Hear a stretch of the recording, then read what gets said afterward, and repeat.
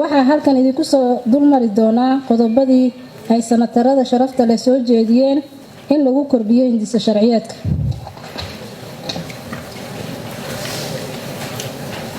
Senator Dr. Xasan Faarax Jaale wuxuu soo jeediyey talooyinka soo socda: in qodobka 22aad faqradda 2 la cadeeyo baarlamaanka waa la qaatay. qodobka 22aad dib u habeyn ayaa lagu sameeyay waxaana la cadeeyay labada aqal. in qodobka 19aad hanti dhowraha guud waxaa magacaabaya madaxweynaha Jamhuuriyadda Federaalka Soomaaliya kadib soo jeedinta golaha wasiirada in lagu bedelo kadib marka ay ansixiyaan labada aqal. waa la qaatay. waxaa meel marinaya golaha wasiirada u gudbinaya labada aqal ee baarlamaanka federaalka Soomaaliya si ay u ansixiyaan. kadib ansixinta baarlamaanka federaalka waxaa digreeto madaxweyne ku soo saaraya madaxweynaha Jamhuuriyadda Federaalka Soomaaliya.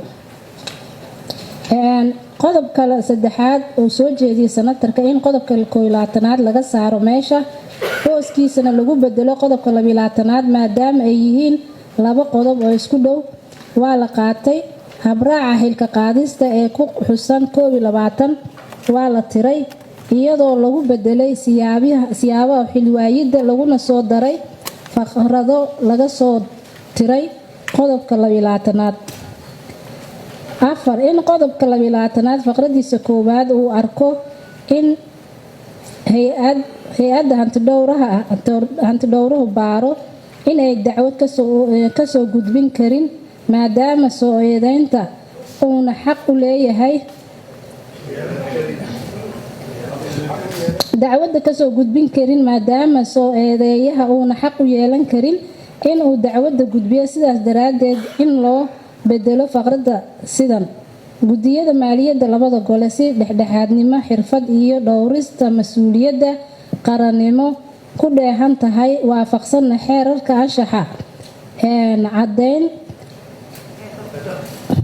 anshaxa ee dalka iyo asluubta toosan iyagoo u gudbinaya labada aqal. waa cadeyn waxaa dowladda dowrka hay-adda dastuurka ah ee faqradda koowaad lagu sheegay kaliya waa eedeyn balse sida senatarku sheegayo guddiga maaliyadda ama guddi gaar ah oo loo saaray ee labada gole ayaa qabanaya howsha sida uu tilmaamay senatarka. qodobka 5aad in qodobka 23aad faqradda koowaad ee u qoran labada shaqsi oo loo bedelo ugu yaraan 2 ku-xigeen. waa la qaatay waxaana loo qoray sidan: 2 ku-xigeen ayaa loo magacaabaya hanti dhowraha guud. senatarka wuxuu soo jeediyey talooyinka soo socda: senator Maxamed Axmed Mashruuc in sharciga uu hubiyo madax banaanida hanti dhowraha guddiga waa aqbalnay arintaas. qodobka 20aad ee hindisa sharciyeedka ayaa hubinaya madax banaanida hanti dhowrka. in qodobka 19aad faqradiisa 5aad kalsooni siinta hanti dhowraha aysan kaliya ku koobnaan golaha aqalka sare halkaas lagu bedelo cidda kalsoonida siinaysa hanti dhowraha inay noqoto baarlamaanka federaalka Soomaaliya lana cadeeyo in ay jirto kalsooni siin labada gole ah oo uuna hanti dhowraha kadib dhaar maamuus uu ku maro golaha hortiisa.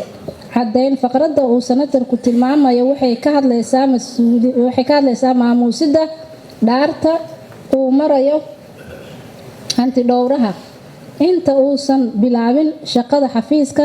taasna waxaa habboon in loo daayo aqalka sare. in isla qodobka 19aad uu durayo qodob kale oo sharciga ku xusan sida qodobka 21aad. taladan waa la qaatay. labada qodob waa la iswaafajiyey.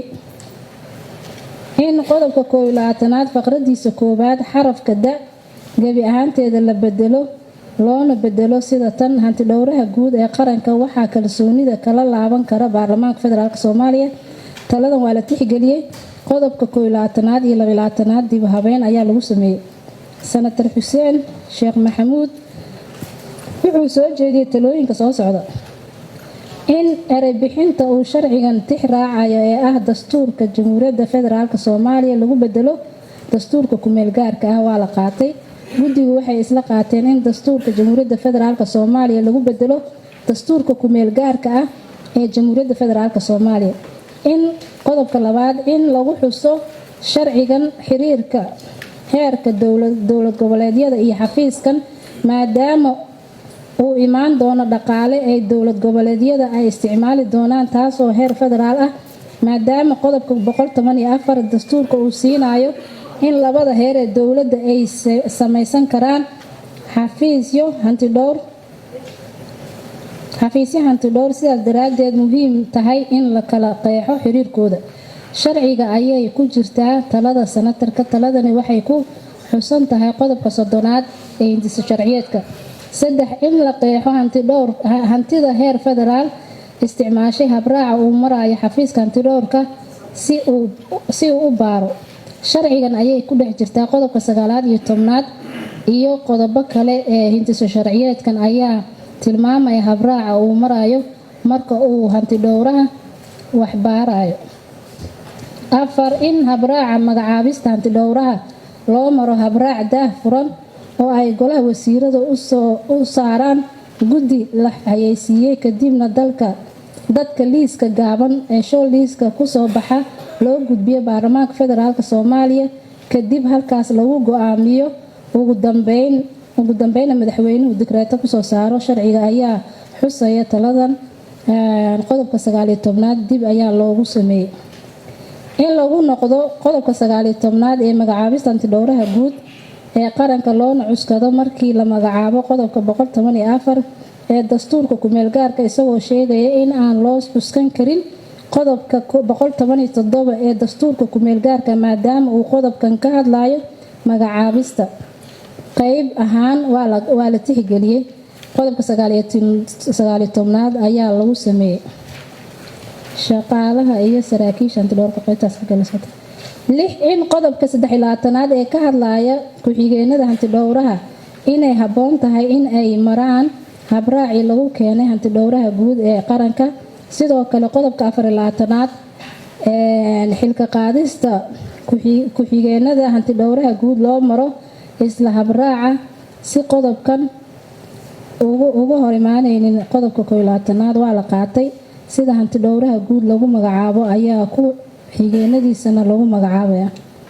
Sanatarku wuxuu soo jeeday Sanatar Abshir Maxamed Axmed.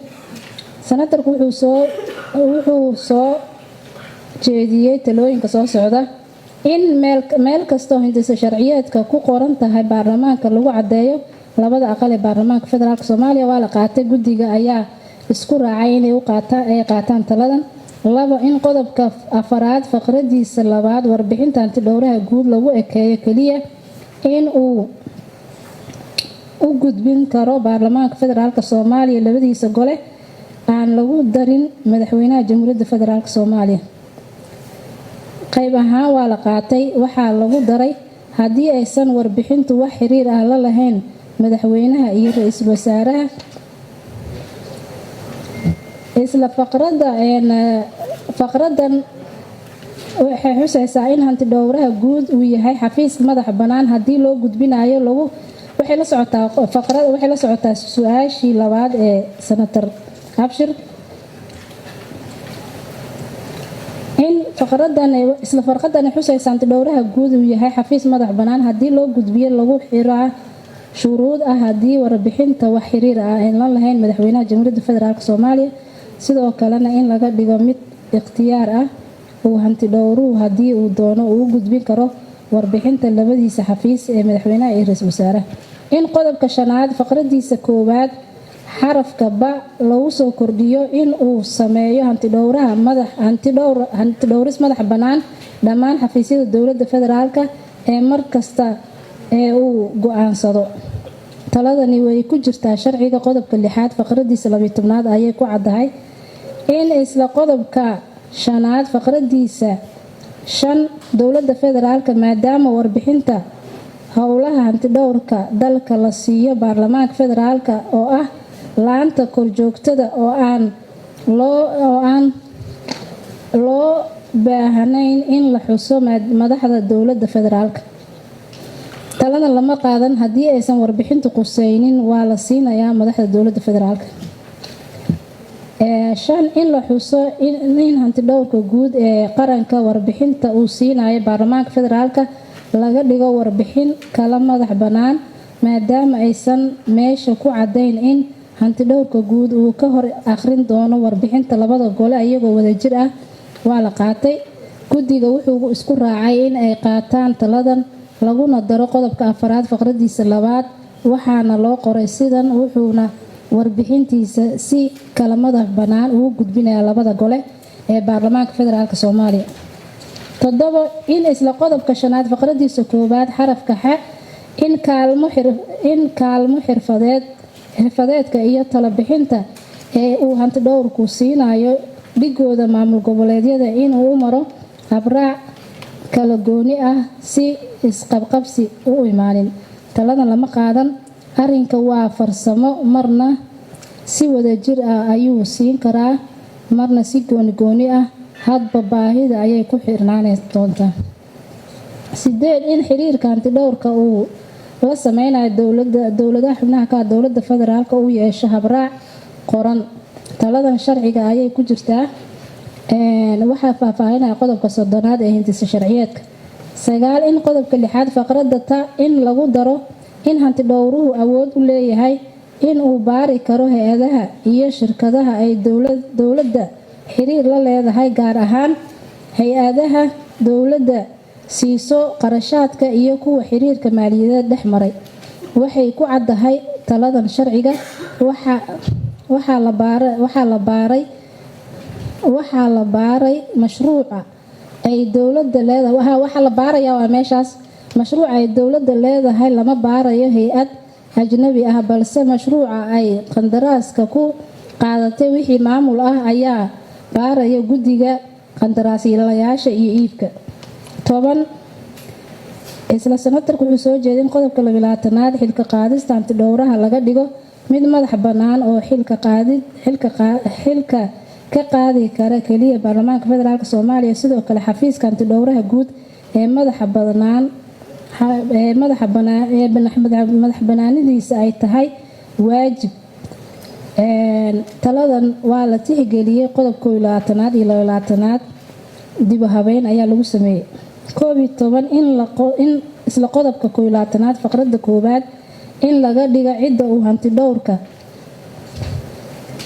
uu hantidhowrka guud uu iscasilaad u gudbinayo noqoto baarlamaanka federaalka Soomaaliya si baarlamaanku u hubiyo sababta uu hantidhowruhu xilka iskaga casilayo, si la mid ah sababta uu baarlamaanka ugu arkay in loo magacaabo shaqsigaasi hantidhowraha guud ee qaranka. lama qaadan taladan maadaama uu baarlamaanku yahay hay-ad sharci dejin. sax ma ahan in iscasilaad sarkaal dowladeed loo gudbiyo baarlamaanka maadaama arrintaasi tahay arrin maamul fulin ay leedahay. 12 in isla qodobka 22 faqradiisa 1 xarafka ta in lagu soo kordhiyo in baarlamaanka federaalka Soomaaliya hubiyo sababta uu u sii hayn karo xilka. lama qaadan iscasilaada waxa uu u gudbinayaa madaxweynaha, umana baahna baaris baarlamaan. senator Cismaan Axmed Macow wuxuu soo jeediyey talooyinka soo socda: in hantidhowraha guud ee qaranka ahaado mid madax bannaan, baarlamaanka federaalka Soomaaliya uu siiyo kalsooni. waxaa xusay sharciga arrintan qodobka 19 iyo 20 ayay ku cadda. in guddiga maaliyadda golaha aqalka sare dib ugu laabtaan qodobada 19, 20 iyo 21 maadaama ay yihiin qodobo isku xiran. waa la qaatay. qodobadaasna dib habeyn ayaa lagu sameeyey. in qodobka 7 faqradiisa 1 ee natiijada xisaab xirka dowladda ee sanadlaha ah uu kaliya la wadaago baarlamaanka federaalka Soomaaliya. lama qaadan taladan. sida ku xusan qodobka 30 ee sharcigan, warbixinta hantidhowraha waxaa lala wadaagayaa cid kasta marka laga reebo xogaha gaarka ah ee lagu sheegay qodobka 6 faqradda 10 ee hindisa sharciyeedka. sidoo kale diyaarinta iyo soo gudbinta warbixinta xisaab xirka waxaa la isku raacay taladan in uu leeyahay xisaabiyaha guud. 4 in qodobka 16 faqradiisa 2 lagu laabto lana ogolaado in hanti dhowraha xafiiskiisa ka furan karo dowladaha xubnaha ka dowladda federaalka si ay wada shaqeyn u yeeshaan xafiiska hanti dhowrka guud lagana dhigo heer federaal. lama qaadan arrimahan hindisa sharciyeedka way ku xusnayd, balse dowladaha xubnaha ka dowladda federaalka ayaa ka soo horjeestay. sidaas daraadeed guddiguna waa la qaatay. wuxuu soo jeediyay talooyinka soo socda senator Axmed Macalin Cumar. in qodobka 13aad laga dhigo hal ku xigeen lana mudeeyo xilliga xilkiisa haddii ay dhacdo in uu gudan waayo waajibaadkiisa loo igmaday iyo muddada lagu soo magacaabi karo. lama qaadan taladan. ku xigeenadu waa 2 sida ku cad qodobka 13aad. qodobka 13aad faqradda 7 laga dhigo ku xigeenada maadaama ay jiraan 2 ku xigeen. lama qaadan taladan. qodobka 13aad faqradda 7 waxay ka hadlaysaa ku xigeenka sii haya xilka hanti dhowraha maadaama aanay isla wada hayn karin hal mar. sida awgeed si waafaqsan qodobka 49aad ee xeeroosaadka aqalka waxaa si qadarin iyo idinka codsanaynaa in hindisa sharciyeedka hanti dhowrka guud ee dowladda federaalka ku aqbashaan kuna ansixisaan. aniga laakiin ma soo jeedinaya intii ogol way ansixin kartaa. nuqulkan kama dambaysta hindisa sharciyeedka xubnaha guddiga dhaqaalaha maaliyadda ganacsiga warshadaha isgaarsiinta iyo dalxiiska ee golaha aqalka sare. xubnaha guddiga dhaqaalaha maaliyadda ganacsiga warshadaha isgaarsiinta iyo dalxiiska aqalka sare: senator Cabdi Axmed Buxulow, senator Deeqa Xasan Xuseen, senator Hodan Maxamuud Cusmaan, senator Bootaan Bare Samatar, senator Farxaan Cali Xuseen iyo senator Muuse Suudi Yelixo. aad u mahadsantihiin.